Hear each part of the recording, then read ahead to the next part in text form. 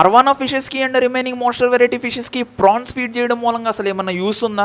మన దగ్గర ఉన్న మోస్టర్ ఫిషెస్ ప్రాపర్గా గ్రో అవ్వాలంటే వాటి మెన్యూలో మనం అయితే మీట్ అయితే యాడ్ చేయాలి. ఎందుకంటే అవి ప్యాలెట్స్ తిన్నా కానీ వాటి న్యూట్రిషన్ వాల్యూ ఫుల్ఫిల్ అవ్వక సరిగ్గా గ్రో అవ్వలేవు. అందుకని నా దగ్గర ఉన్న మోస్టర్ ఫిషెస్కి మీట్ పెడదామని నా దగ్గరలో ఉన్న ఫిష్ మార్కెట్కి వచ్చేసి ఒక 1/2 kg పచ్చి రొయ్యలు అయితే తీసేసుకున్నాను అనమాట. ఈ పచ్చి రొయ్యలు 1/2 kg తీసేసుకున్న తర్వాత వాటిని అయితే అక్కడే నీట్గా అయితే 1 by 1 అన్నిటిని ఒలిపించేసి ఇంటికి తీసుకొచ్చేసాను.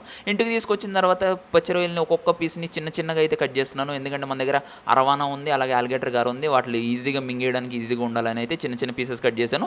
పెద్ద పీసెస్ వచ్చేసరికి చెన్నా ఫిష్ ఒక్కొక్క దాన్ని మింగేస్తుంది కాబట్టి చెన్నా ఫిష్కి పెద్ద పీసులు నీట్గా వాష్ చేసేసి ఇంకా స్టోర్కి తీసుకొచ్చి అరవానా ట్యాంక్లో అయితే వేస్తాను అనమాట.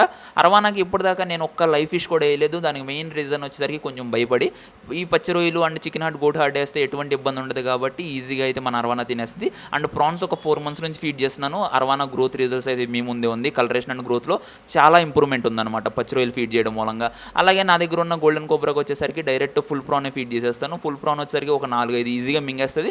దాని తర్వాత అన్ని ఫిషెస్కి ఒక 12 to 15 hours గ్యాప్ అయితే ఖచ్చితంగా మెయింటైన్ చేస్తానన్నమాట మొత్తం డైజెషన్ అయిపోవడానికి. అలాగే మన దగ్గర గోల్డెన్ గారు కూడా అయితే నేను కొన్ని పీసెస్ అయితే వేస్తాను. పీసెస్ వేసిన తర్వాత అది కూడా 1 by 1 అయితే అన్నిటిని కంప్లీట్ చేసేసింది. మీట్ వచ్చేసరికి నేను పెట్టమంది మాన్స్టర్ ఫిషెస్కి, నాట్ ఫర్ వైల్డ్ ఫిషెస్.